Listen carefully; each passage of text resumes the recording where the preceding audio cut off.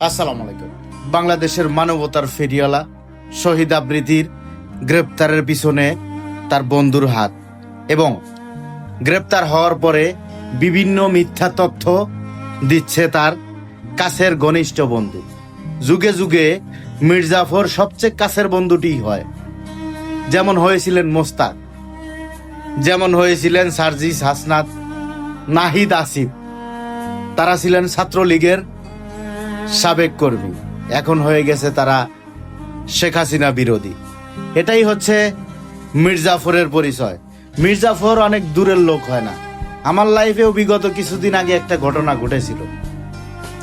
আমার সবচেয়ে কাছের বন্ধু আমাকে এভাবেই অপমানিত করেছে।